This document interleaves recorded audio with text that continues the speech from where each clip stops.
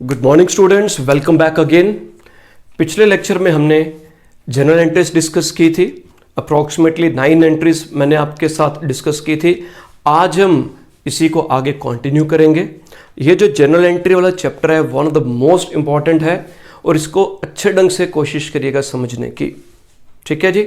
और ऐसा नहीं है कि ये मुश्किल है, it is very very easy chapter अगर आप इसके कंसेप्ट को फॉलो करेंगे, ठीक है जी।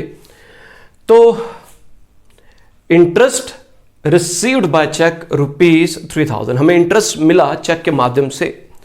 तो जो इंटरेस्ट मिला, इंटरेस्ट इज रेवेन्यू, मेरे को इंटरेस्ट मिला, तो इंटरेस्ट जो हमें मिला वो रेवेन्यू है। तो एक अकाउंट इसमें आ जाएगा रेवेन्यू का, और दूसरा किस माध्यम से हमें इंटरेस्ट मिला, चेक के माध्यम से मिला।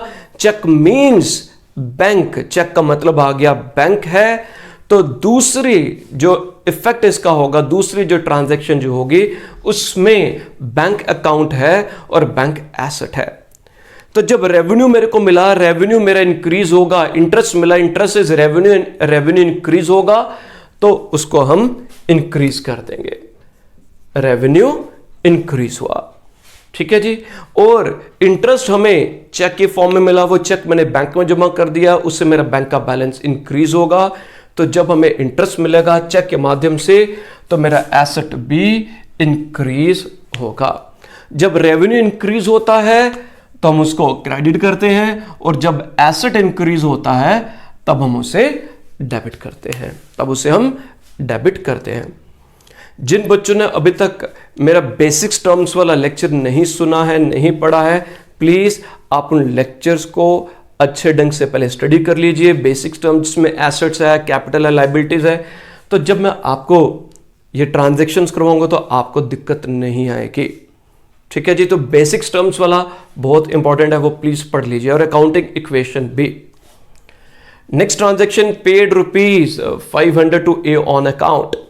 हमने ₹500 ए को ऑन अकाउंट का मतलब आ जाता है कि हिसाब किताब बाद में देखी जाएगी, अभी आप ये ₹500 पकड़िए और मेरे अकाउंट में इसको जमा कर लीजिए। आपके साथ हिसाब किताब हम बाद में करेंगे, उसे हम बोलते हैं ऑन अकाउंट। और दूसरा क्या जाता है कि भाई पैसा दिया, अकाउंट क्लोज करवा लिया, कि भाई जितना मेरा हिस्सा बनता था, जितना मैंने पैसा देना था, अगर मैंने कम दिया तो डिस्काउंट मेरे को मिल जाएगा, अगर मैंने पूरा दे दिया तो मेरा account close. But on account का मतलब ये खाता हमारा, जो अकाउंट हमारा है वो चल रहा है। मैं दुकानदार के पास गया या जिसको मैंने पैसा देना था उसको ₹500 दिए, बाकी बाद में देख लेंगे, बाद में इसको निपट लेंगे। तो इसमें दो आइटम्स, जो दो अकाउंट्स इन्वॉल्व हैं, हमने कैश पे किया, एक कैश अकाउंट आ जाएगा, और कैश किसको दिया है, ए को, तो एज अकाउंट। मैंने पिछले लेक्चर में भी बताया था कि नाम के साथ अकाउंट हम नहीं लिखते, अगर आपने लिखना है अकाउंट तो अपॉस्ट्रोफी एस लगाएंगे, तो एज अकाउंट लिखेंगे आप। इसमें दो आइटम्स हैं, एक कैश अकाउंट और एक A's account. Cash is asset, हमने इधर एसेट लिख दिया, और मैंने ए को पैसा क्यों पे करना था, why I am suppose to pay money to A, क्योंकि ए मेरे लिए लायबिलिटी था, मैंने उससे कुछ उधार लिया होगा या कोई भी कारण होगा जो मैंने ए को पैसे लौटाने थे, तो इसका मतलब ए मेरे लिए लायबिलिटी है, ए मेरे लिए लायबिलिटी है। So that's why I have paid money to A. अब इसमें क्या आ गया, एसेट, जो कैश पे किया, एसेट डिक्रीज हुआ, और लायबिलिटी वाले को पे किया, लायबिलिटी भी मेरी डिक्रीज होगी, लायबिलिटी भी डिक्रीज होगी। एसेट डिक्रीज होता है तो क्रेडिट, लायबिलिटी डिक्रीज होती है तो डेबिट। तो जब हम जिन एंट्रीज में सिर्फ दो अकाउंट इन्वॉल्व हैं तो एक डेबिट होगी और दूसरी क्रेडिट होगी। ऐसा नहीं हो सकता कि दोनों डेबिट हो या दोनों क्रेडिट हो, तो एक डेबिट होगा, दूसरा क्रेडिट होगा। जब हम कंपाउंड एंट्रीज करेंगे जिसमें दो से ज्यादा अकाउंट्स इन्वॉल्व होंगे, 3 हो सकते हैं, 4 हो सकते हैं, यूजुअली 3 आ जाएंगे, तो उनमें 2 डेबिट हो सकती हैं, एक क्रेडिट हो सकती है, और 2 क्रेडिट भी हो सकती हैं और एक डेबिट भी हो सकती है। तो नेक्स्ट ट्रांजैक्शन में आ गया बोरोड ₹10,000 फ्रॉम बी। हमने बी से उधार लिया, तो बी से उधार लिया, उधार किस फॉर्म में लिया होगा, कैश के फॉर्म में उधार लिया होगा, तो इसमें एक कैश अकाउंट इन्वॉल्व हो गया और दूसरा बीज लोन अकाउंट बन जाएगा, क्योंकि बी से उधार लिया हमने, तो बीज लोन अकाउंट आ जाएगा। ठीक है जी। तो जो कैश लिया, cash is asset, cash asset है, मेरे को कैश मिला तो एसेट मेरा इंक्रीज हो जाएगा। और बीज लोन, मैंने बी से उधार लिया, अब मैंने उधार जब लिया होगा तो उसको पे ऑफ करना मेरी लाइबिलिटी है, वो मेरे लिए बोझ है, it is my burden, it is burden for me. तो लाइबिलिटी मेरी इंक्रीज हुई, अगर लाइबिलिटी इंक्रीज होगी तो उसे हम क्या करते हैं, रूल्स को अच्छे ढंग से पढ़िए, जो मैं पढ़ा रहा हूं तो तब समझ आएगा। लाइबिलिटी अगर इंक्रीज होती है तो क्या करते हैं उसको हम, जब लाइबिलिटी इंक्रीज होती है तो क्रेडिट करते हैं, और एसेट जब इंक्रीज होता है तो उसे हम डेबिट करते हैं, उसे हम डेबिट करते हैं। इसके बाद अगर लेंड ₹6,000 टू सोनिया, हमने सोनिया को उधार दिया, इसमें भी दो आइटम्स हैं, दो ट्रांजैक्शंस।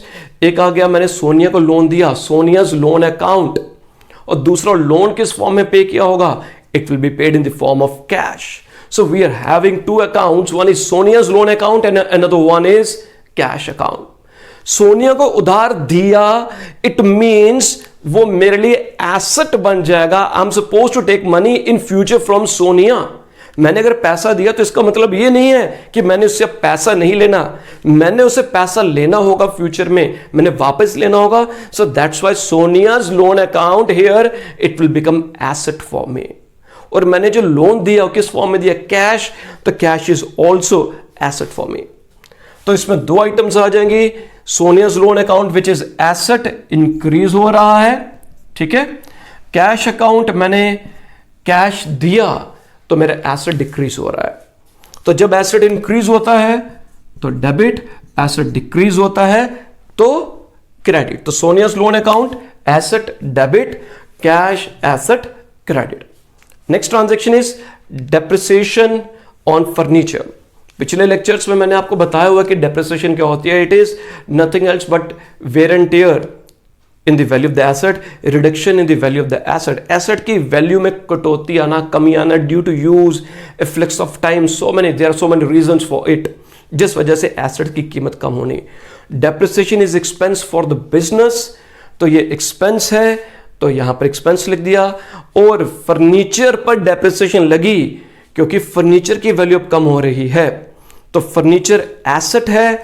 और अगर फर्नीचर एसेट है, we have written here asset, expense मेरा इंक्रीज हुआ बच्चों, और मेरा जो फर्नीचर जो मेरा एसेट है वो डिक्रीज हो रहा है। एसेट क्या हो रहा है, डिक्रीज हो रहा है। तो अगर एक्सपेंस इंक्रीज होगा तो मुझे बताइए, अगर एक्सपेंस इंक्रीज होता है, एक्सक्यूज मी, डेबिट करेंगे, एक्सपेंस इंक्रीज हुआ डेबिट, एसेट डिक्रीज हुआ तो credit. Next one is sold goods to Raman, list price ₹10,000 at a trade discount of 10%। इसमें अब ट्रेड डिस्काउंट एक वर्ड यूज हो गया अगेन मेरे पिछले लेक्चर्स में, बेसिक्स टर्म्स में मैंने डिटेल में समझाया हुआ कि डिस्काउंट, फिर उसका दो प्रकार का डिस्काउंट होता है, एक होता है कैश डिस्काउंट और एक होता है ट्रेड डिस्काउंट। आप प्लीज़ वो पिछले वाले लेक्चर्स पढ़ लीजिएगा, समझ आ जाएगा। अभी थोड़ा सा इसके प्रैक्टिकल इंप्लीकेशंस क्या होंगी। ट्रेड डिस्काउंट जो होता है, it is not shown in the books of account, इसे हम बुक्स ऑफ अकाउंट्स में शो नहीं करते, हम सिर्फ नेट वैल्यू का बिल जो होगा वो काटेंगे। अब मोबाइल लेने के लिए, मोबाइल का जो डब्बा था उसके ऊपर रेट लिखा हुआ 10,000, आपने पूछा कि भैया ये मोबाइल कितने का दिया, तो वो आपको बोलेगा कि 8,000 रुपीज़ का ये मोबाइल है, आपको 8,000 का मिलेगा। तो डब्बे पर रेट कितना लिखा हुआ है, 10,000। आपने बार्गेनिंग अभी नहीं की, बिकॉज कि जो इलेक्ट्रॉनिक्स है या कि और मार्केट में एक ट्रेंड है कि जो भी एमआरपी होगा, जो रेट लिखा होगा, आप एलईडी लेने के लिए चले जाएं या कोई और चीज़ लेने के लिए चले जाएं, तो आपको जो प्रिंट रेट होगा उससे कम रेट पर मिलेगी आइटम। तो जो कम रेट पर जो आपको मिल रहा है उसे हम ट्रेड डिस्काउंट कहते हैं। तो कैटलॉग प्राइस या फिर लिस्ट प्राइस जो उसके एमआरपी होती है उस पर जो डिस्काउंट मिलता है उसे हम ट्रेड डिस्काउंट कहते हैं। ट्रेड डिस्काउंट को बुक्स में शो नहीं किया जाता। अभी मैंने बताया 10,000 रुपये का ये जो बिलिंग इस पर लिखा हुआ है। अब जैसे अपने मोबाइल लिया, उन्होंने 8,000 का मोबाइल लिया, आपको बेचा, जब बिल बनेगा तो बिल पर ऐसा नहीं लिखा जाएगा कि 10,000 का मोबाइल था, उसमें से लेस डिस्काउंट 2,000 और लास्ट में 8,000। बिलिंग जो होगी उस पर लिखा जाएगा जो भी फला फला मॉडल है और उसका आगे रेट लिखा जाएगा 8,000 and nothing else. Only 8,000 will be mentioned, 2,000 कहीं पर भी नहीं लिखा जाएगा। मैंने अभी आपको बताया trade discount is not shown in the books, whereas cash discount is expense for the business and it is shown in the books of account as an expense. तो ट्रेड डिस्काउंट, अब इसमें आया sold goods to Raman list price, इसमें cash word कहीं नहीं लिखा हुआ, तो इसका मतलब नाम लिखा हुआ है और कैश वर्ड नहीं लिखा, इसका मतलब क्या आ जाएगा कि उधार पर बेची गई है। तो इसमें कौन से दो अकाउंट इन्वॉल्व होंगे, एक होगा रमन अकाउंट और दूसरा सेल्स है, सेल्स अकाउंट। रमन को मैंने उधार पर सामान बेचा, रमन से पैसा लेना है, तो रमन हमारे लिए एसेट बन जाएगा। क्या बन जाएगा? रमन एसेट बन जाएगा। तो that's why I have written asset, और हमारा एसेट इंक्रीज हो जाएगा, एसेट इंक्रीज हो जाएगा। दूसरा अकाउंट कौन सा इन्वॉल्व होगा? सेल्स, और सेल्स क्या है? It is revenue. तो हमने सेल की, रेवेन्यू इंक्रीज हो जाएगा, रेवेन्यू इंक्रीज हो जाएगा।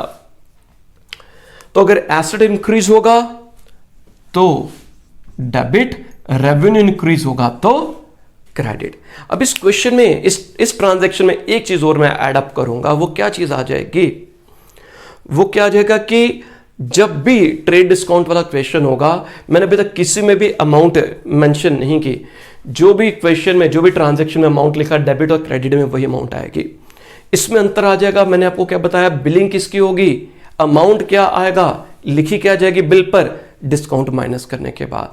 10,000 की आइटम कॉस्ट प्राइस थी, लिस्ट प्राइस थी, उस पर 10% ट्रेड डिस्काउंट आया, तो इसकी जो बिलिंग होगी that will be for rupees 9,000 की बिलिंग होगी। तो डेबिट में भी 9,000 आएगा, क्रेडिट में भी 9,000 आएगा, 10,000 कहीं पर भी शो नहीं होगा।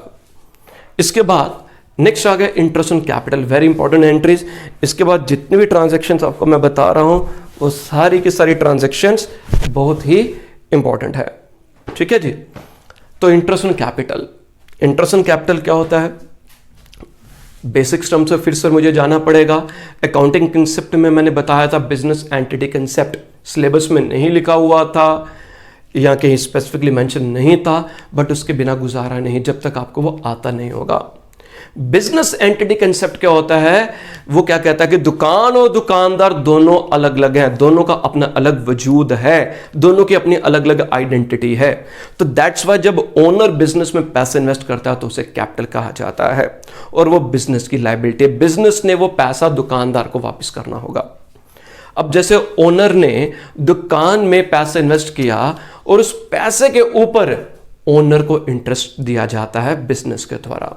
बिजनेस ओनर को कैपिटल के ऊपर इंटरेस्ट पे करता है, तो वो जो इंटरेस्ट ऑन कैपिटल जो है वो बिजनेस के लिए, वो जो इंटरेस्ट ऑन कैपिटल बिजनेस के लिए खर्चा है। क्या है? बिजनेस के लिए खर्चा है।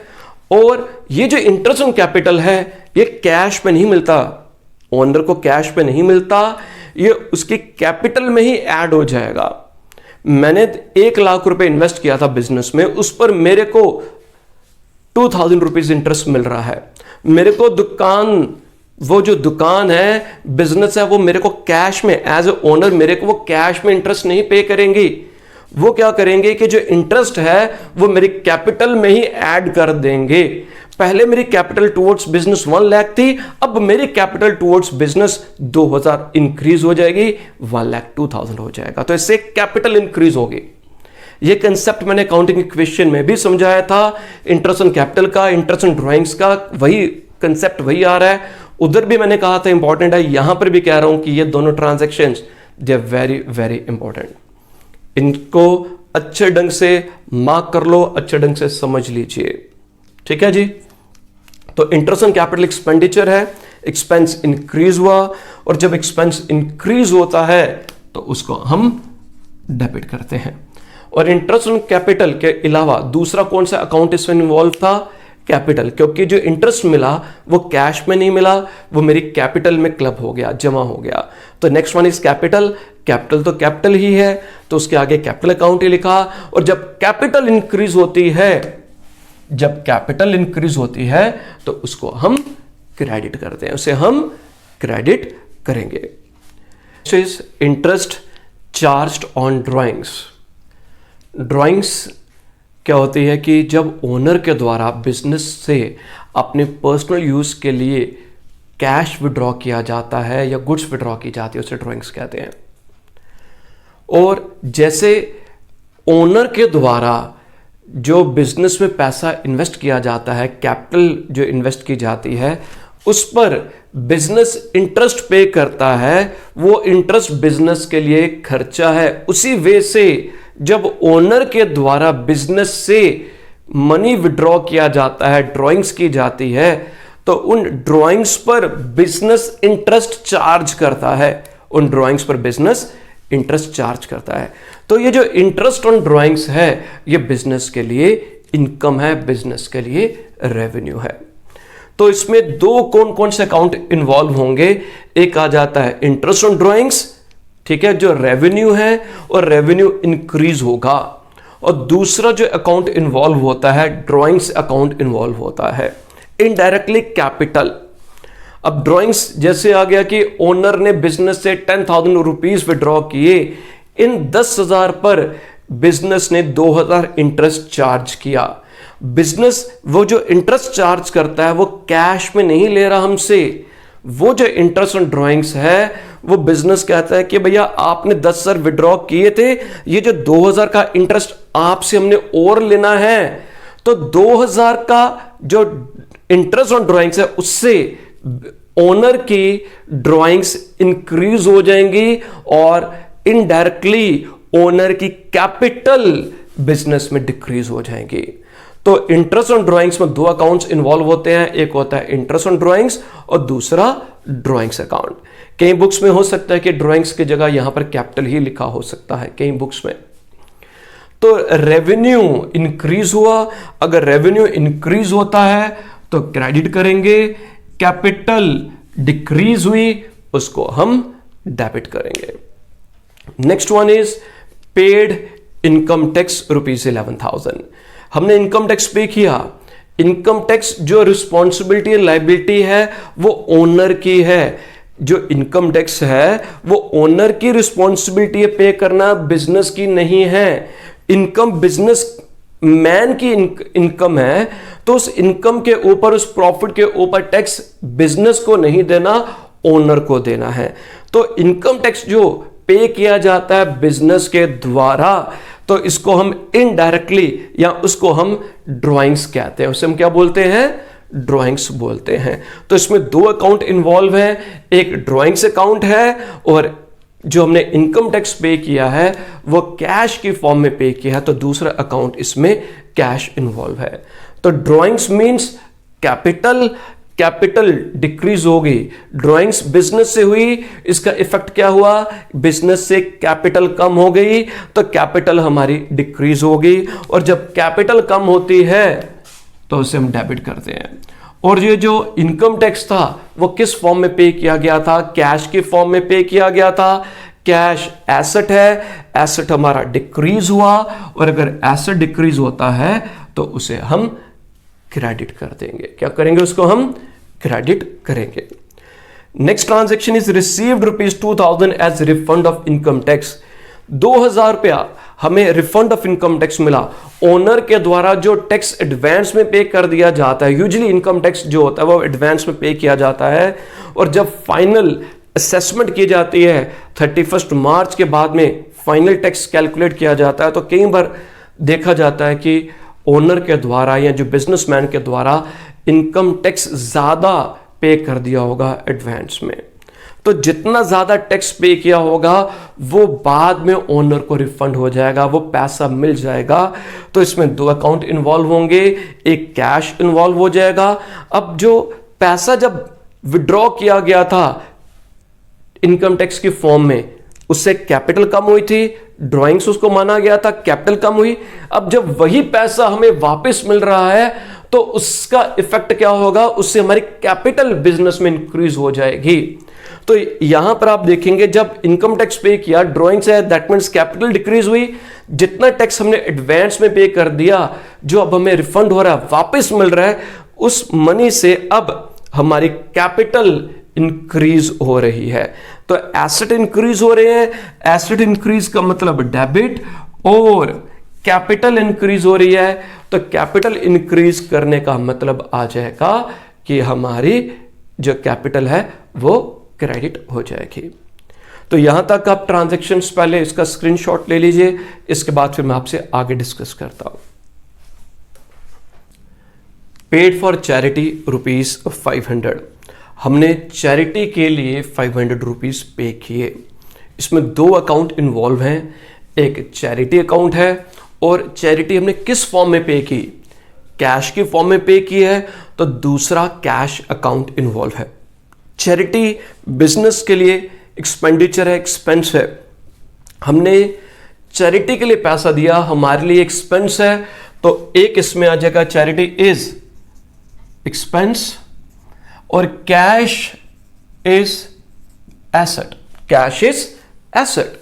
एक्सपेंस हमने पे किया, चैरिटी के लिए हमने पैसा पे किया, एक्सपेंस हमारा इंक्रीज होगा, और अगर एक्सपेंस इंक्रीज होगा तो उसे हम डेबिट करते हैं। और हमने कैश पे किया, हमने कैश पे किया, तो एसेट हमारा डिक्रीज होगा, और अगर एसेट डिक्रीज होता है तो उसे हम क्या करते हैं, उसे हम क्रेडिट कर देंगे। तो expense increase debit, asset decrease credit, asset decrease credit. अब इसके बाद जो अगली ट्रांजैक्शंस मैं आपसे डिस्कस करने जा रहा हूं, ये जितने भी 1 2 3 4 3, ये 3 ट्रांजैक्शंस को ध्यान से समझिएगा। इन 3 ट्रांजैक्शन का जो सेट है, इसमें एक बहुत ही इंपॉर्टेंट कंसेप्ट आ जाएगा, उसके बाद फिर बाकी के। और ये जितनी भी ट्रांजैक्शन सारी की सारी सबसे ज्यादा इंपॉर्टेंट है। ये जितने भी अभी मैंने 2020 से लेकर 27 तक जितने भी जनरल एंट्रीज लिखी हैं, तो इसमें आ गया withdrew goods for personal use. मैंने आपको कहा था कि हमारे पास इसमें क्या आ जाएगा कि गुड्स विड्रॉ जो होंगी वो कैश पर भी की जा सकती हैं, और गुड्स जो है वो गुड्स जो पैसा जो है वो कैश में भी विड्रॉ किया जा सकता है, और हो सकता है कि गुड्स भी विड्रॉ की जाएंगी ओनर के द्वारा, सिर्फ कैश नहीं विड्रॉ किया जाएगा। अगर ओनर के द्वारा गुड्स विड्रॉ की जाती हैं तो उसे भी हम ड्रॉइंग्स कहते हैं, बट उसने कैश विड्रॉ नहीं किया।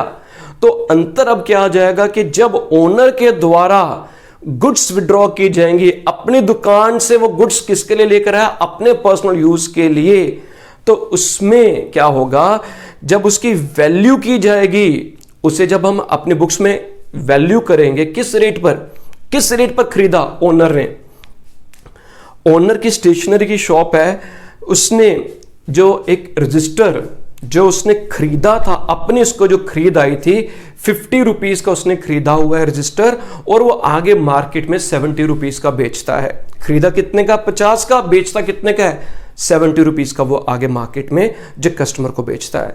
अगर वो उसको रजिस्टर अपने घर में अपने बच्चों के लिए, अगर वो यूज के लिए दुकान से वो रजिस्टर घर के लिए लेकर जाएगा, तो किस रेट पर उसको वैल्यू किया जाएगा, किस अमाउंट पर वो खरीदेगा अपनी दुकान से। मैंने वर्ड बोल दिया, किस अमाउंट पर खरीदेगा, खरीद नहीं रहा, विड्रॉ किया जा रहा है। तो समझने के लिए अभी वर्ड आ गया कि किस अमाउंट पर वो खरीदेगा या उसको वैल्यू किया जाएगा। अपने आप से तो वो पैसा नहीं ना कमाएगा। मैंने एक रजिस्टर खरीदा 50 रुपए का, और जब मैं अपने आप को बेच रहा हूं, अपने पर्सनल यूज के लिए विड्रॉ कर रहा हूं, दैट मींस अपने आप को बेच रहा हूं, तो 50 का मैंने खरीदा था, और अगर वही रजिस्टर अपने आप को मैं 70 रुपए का बेच रहा हूं, तो मैं किसको बेवकूफ बना रहा हूं, अपने आप को बेवकूफ बना रहा हूं कि मैंने 50 का खरीदा था, एक पॉकेट से मैंने 70 रुपए दिए, और क्या कहा, ये लो भाई हरमीक, ये 70 रुपीज लो। मैं आपसे अभी मैं ये बता रहा हूं, दुकान और दुकानदार को एक लेकर अभी समझा रहा हूं कि मैंने 70 रुपए दिए, 50 का खरीदा था, 20 रुपए तो मेरे ही पॉकेट में आए। 50 रुपए का खरीदा, 70 रुपए मैंने पे किए, 20 का प्रॉफिट हुआ, तो 20 का प्रॉफिट भी तो मेरी ही पॉकेट में आया ना।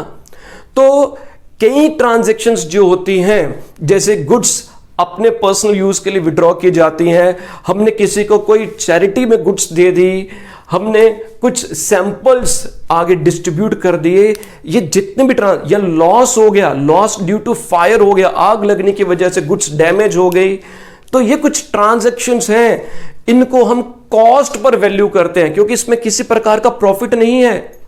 मैंने किसी को कोई गुड्स सैंपल के तौर पर दी, मैंने अपने लिए कुछ पर्सनल यूज के लिए गुड्स विड्रॉ की, मैंने चैरिटी किसी को दान दक्षिणा में गुड्स दे दी, तो उनको जब मैं अपने बुक्स में अकाउंट फॉर करूंगा, शो करूंगा, तो ये जो ट्रांजैक्शंस होती हैं ये हमेशा कॉस्ट पर वैल्यू की जाती हैं। किस पर वैल्यू की जाती हैं? कॉस्ट पर वैल्यू की जाती हैं। अगर इन्हें कॉस्ट पर वैल्यू किया जाएगा तो इनके लिए हम परचेजेस अकाउंट वर्ड यूज करते हैं। किसके लिए क्या वर्ड यूज करेंगे? परचेजेस। मींस हम ये इनडायरेक्टली कह सकते हैं कि इनसे हमारी परचेज कम हो गई, इससे हमारी परचेज कम होगी। इसको हम सेल नहीं मानते, इससे हमारी परचेज कम होगी। परचेज हमारे लिए एक्सपेंस था, हमारा खर्चा कम हो गया, रिड्यूस हो गया इन तीनों ट्रांजैक्शंस में। अब आप समझिए कैसे करना है। ड्रॉइंग्स अकाउंट, ड्रॉइंग्स क्या है जी हमारे लिए? ड्रॉइंग्स मींस कैपिटल, कैपिटल हमारी क्या हो जाएगी? डिक्रीज हो जाएगी। परचेजेस एक्सपेंस, एक्सपेंस हमारा डिक्रीज हो गया, एक्सपेंस हमारा डिक्रीज हो गया। जब कैपिटल डिक्रीज होती है, जब कैपिटल डिक्रीज होती है तो डेबिट, और जब एक्सपेंस डिक्रीज होता है तो क्रेडिट कर देंगे। तब उसको क्या करेंगे? क्रेडिट करेंगे। गुड्स गिवन एज चैरिटी, मैंने किसी को चैरिटी के लिए मैंने कुछ गुड्स दे दी, दान कर दिया, सबब का काम, सबाब का काम किया मैंने किसी को कुछ गुड्स दे दी। मेरी दुकान पर आटा था, मेरे पास कोई बंदा आया, कहने खाने को कुछ नहीं है, मैंने उसको आटे की गुत्थी, उसको आटे का बैग है, एज ए डोनेट कर दिया, एज ए चैरिटी के लिए दे दिया। तो मैं अपनी बुक्स में उसकी अमाउंट क्या रिकॉर्ड करूंगा? मैं ये थोड़ा बोलूंगा कि मैंने 300 का खरीदा हुआ था, बाकी कस्टमर्स को मैं 400 का बेचता हूं, तो मैंने 400 रुपए का दान दिया। मैंने डोनेट, मैंने चैरिटी कितने की? जितनी मेरे को कॉस्ट पड़ी थी। तो अगर हम कॉस्ट पर वैल्यू करेंगे तब हम परचेजेस वर्ड यूज करते हैं। तब वर्ड क्या यूज करेंगे? चैरिटी वर्ड यूज करेंगे। चैरिटी एक्सपेंस है, charity is expense, purchases be expense.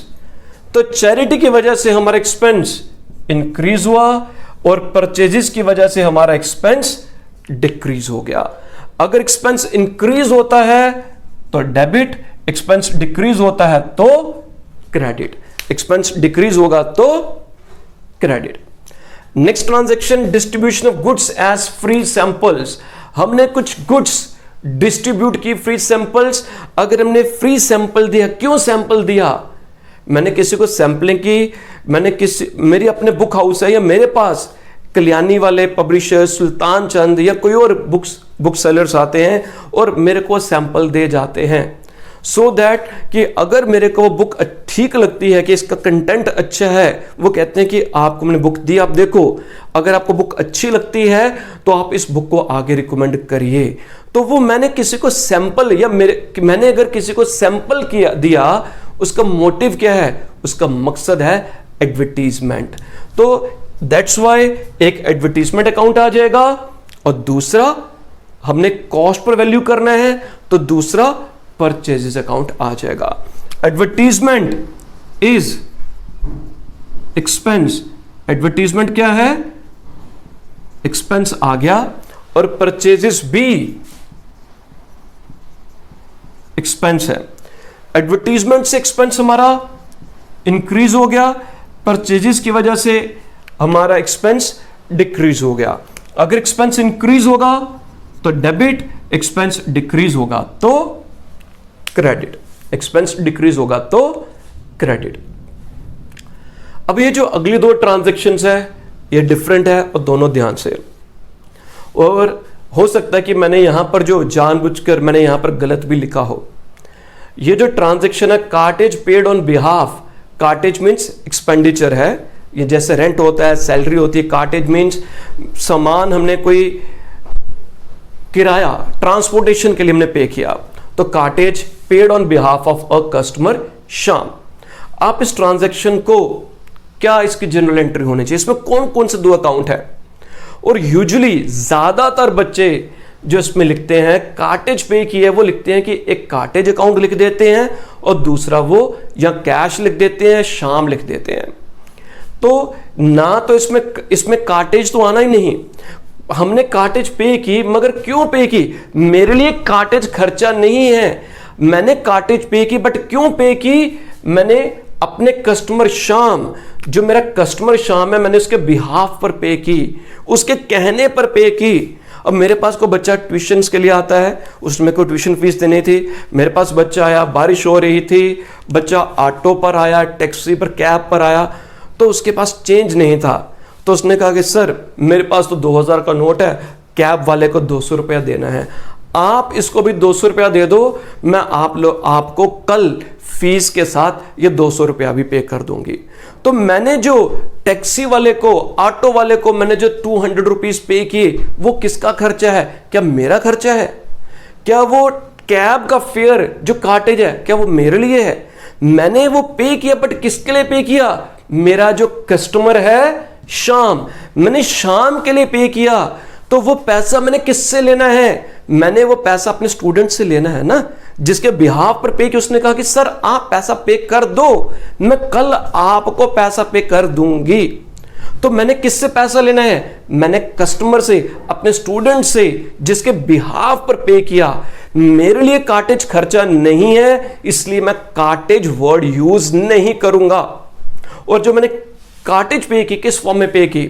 I paid that money in the form of cash. So इसमें 2 अकाउंट इन्वॉल्व हैं, एक श्याम का अकाउंट और दूसरा कैश अकाउंट। अब श्याम मेरे लिए क्या बन जाएगा? मैंने जो किसके बिहाफ पर पे किया? श्याम के बिहाफ पर पे किया कि भाई साहब मैंने आपसे ये आपके कहने पर पैसा पे कर रहा हूं, अब ये पैसा आपने मुझे देना है। तो श्याम मेरे लिए एसेट बन जाएगा, because I am suppose to take money from Shyam. किससे पैसा लेना है? मैंने श्याम से लेना है, तो श्याम मेरे लिए एसेट बन जाएगा। क्या बन जाएगा? श्याम एसेट बन गया। कैश अगेन एसेट है, कैश भी एसेट है। तो श्याम एसेट बन गया, एसेट मेरा इंक्रीज हो गया, कैश मेरे को आउट गोइंग है, कैश चला गया, डिक्रीज हो गया।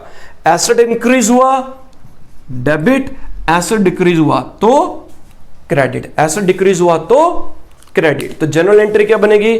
श्याम को डेबिट करना है, कैश को क्रेडिट करना है, कैश को क्रेडिट करना है। Then interest received on behalf of a supplier, हमें इंटरेस्ट मिला। इंटरेस्ट मेरी अपनी इनकम नहीं है, मेरे को इंटरेस्ट मिला, मगर किसके बिहाफ पर मिला? किसके लिए मिला? मेरे को जो मेरा सप्लायर शशि है, उसने कहा कि भाई मेरे को इंटरेस्ट मिलना है, बट मैं अभी यहां पर जम्मू में नहीं हूं, मैं आउट ऑफ स्टेशन हूं, तो इंटरेस्ट की जो पेमेंट कोई देने के लिए आएगा तो आपका मैंने एड्रेस दे दिया, आप उससे पैसा ले लेना।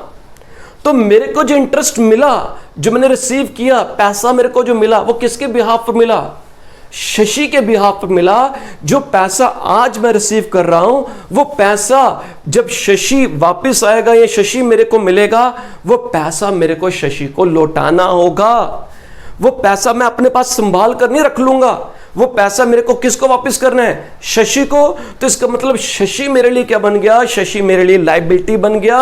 और अगर शशि लायबिलिटी है तो इधर हम लिख देते हैं लायबिलिटी, और लायबिलिटी मेरी इंक्रीज हो गई।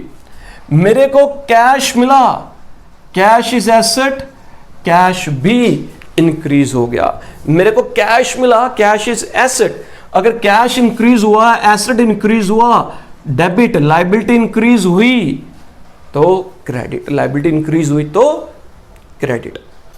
अब इसमें कैश अकाउंट एक इन्वॉल्व है, रिसीव्ड 990 है, तो रिसीव्ड का मतलब हमें कैश मिला, तो एक कैश अकाउंट आ गया। कैश क्या है जी? एसेट। डिस्काउंट दिया गया था, अलो किया गया था। डिस्काउंट अलाउड क्या है?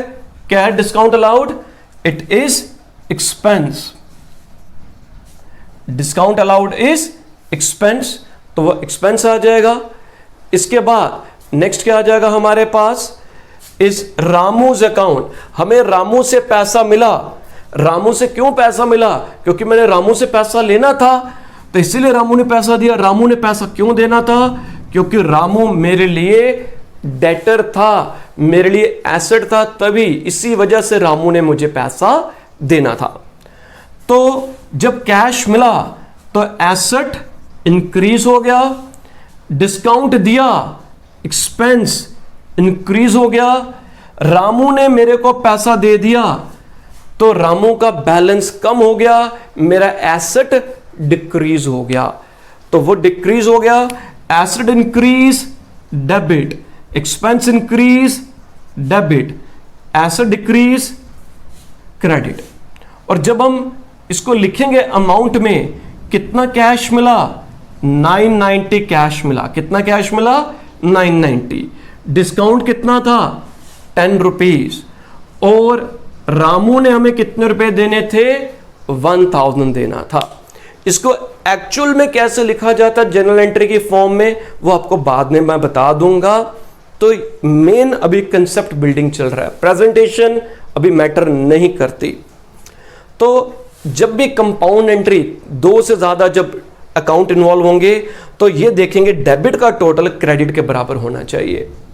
डेबिट का टोटल क्रेडिट दोनों आपस में टैली होने चाहिए। तो डेबिट में 990 प्लस 10 1000 और क्रेडिट में भी 1000। Last transaction paid rupees 1980 to Shyam. हमने कितने रुपए पे किए शाम को? 1980। 1980 रुपए हमने शाम को पे कर दिए in full settlement of his account of rupees 2000। हमने शाम को कितने रुपए देने थे? हमने देने 2000 रुपए थे, बट हमने दिए कितने? हमने उसको 1980 दे दिया। मैंने 20 रुपए कम दिए। जो 20 रुपए मैंने शाम को कम दिए, वो 20 रुपए मेरे लिए फायदा हो जाएगा। वो 20 रुपीज मेरे लिए इनकम है, उससे हम डिस्काउंट रिसीव्ड कहते हैं। क्या बोलते हैं उसको हम? Discount received. तो इसमें 3 अकाउंट इन्वॉल्व होंगे। एक आ गया कैश अकाउंट, जो कैश मिला हमने पे किया, डिस्काउंट रिसीव किया हमने, और हमने वो पैसा किसको देना था? हमने वो पैसा पे किया था शाम को। इसी को दूसरे शब्दों में कैसे लिखा जाएगा? अमाउंट पे टू श्याम। हमने शाम को 1980 पे किया और डिस्काउंट रिसीव था 20 रुपए। तो इस पर टोटल अमाउंट कितनी पे करनी थी वो गिवन नहीं है, वो हम यहां से कैलकुलेट कर लेंगे। 1980 पे किया, डिस्काउंट 20 रुपए मिला, इट मींस हमने शाम को 2000 रुपीज पे करने थे। ऊपर 2000 लिखा हुआ स्पेसिफिकली 2000 पे करने थे, बट पे कितने किए? पे 1980 किया। 20 रुपए कम दिए, तो 20 रुपए कम जो दिए वो डिस्काउंट। इसमें हमने डिस्काउंट कैलकुलेट करना था अगर ऐसी वर्डिंग होगी, और इसमें टोटल अमाउंट कैलकुलेट करना होगा अगर ये वर्डिंग होगी। जनरल एंट्री सेम रहेगी, इफेक्ट सेम रहेगा, ओनली जो क्वेश्चन पूछा जाएगा उसकी वर्डिंग चेंज होगी। तो कैश क्या है जी? Cash is asset. Discount received is revenue. शाम को मैंने पैसा पे करना था। Why I am suppose to pay money to Shyam? क्योंकि श्याम मेरे लिए लाइबिलिटी था, दैट्स वाई मैंने शाम को पैसा पे करना था। तो cash account asset, asset decrease हुआ क्योंकि मैंने पैसा पे कर दिया। हमने पैसा पे किया, एसेट डिक्रीज। डिस्काउंट मिला, रेवेन्यू इंक्रीज। शाम लाइबिलिटी डिक्रीज। लाइबिलिटी क्या होगी? डिक्रीज होगी। एसेट डिक्रीज होता है, क्रेडिट। डिस्काउंट रेवेन्यू इंक्रीज हुआ, क्रेडिट। लाइबिलिटी डिक्रीज हुई, डेबिट। अमाउंट अब क्या आएगी? कैश कितना दिया था? 1980। डिस्काउंट कितना था बच्चों? 20। और टोटल शाम को कितने रुपए पे करने थे? 2000। और मैंने आपको क्या कहा था कि debit should be equal to credit. आप इसमें आप देखो क्रेडिट में कितनी है? 1980 एंड 20, तो टोटल क्रेडिट का कितना आ गया, 2000 आ गया टोटल। और शाम का टोटल कितना है, शाम का टोटल भी 2000 आ गया। तो debit is equal to credit, दोनों का टोटल बराबर है। ठीक है जी, दोनों का टोटल बराबर हो गया। अभी आपको इसका कंसेप्ट फॉलो करना है, प्रेजेंटेशन कैसे होगी वो बाद में आपको मैं सिखाऊंगा। ठीक है जी, आज के लिए इतना ही। अच्छे ढंग से इसे पढ़ते चलिए तो कोई दिक्कत नहीं आएगी। ठीक है जी, जैसे जैसे जैसे बता रहा हूं आप उसे करते चलिए। कई बच्चों ने जो ऑलरेडी कहीं जनरल एंट्रीज पढ़ी होंगी, उन्होंने किसी और अप्रोच से पढ़ी होंगी। ये जो मॉडर्न अप्रोच से मैं बता रहा हूं, अगर आपको ये मेथड इजी लगता है तो इसको फॉलो करिए। मेरे को ये बेटर लगता है, that's why I am following this one. इसमें आप लोग आसानी से समझ सकते हैं। ठीक है जी, ओके जी, thank you, bye bye, take care.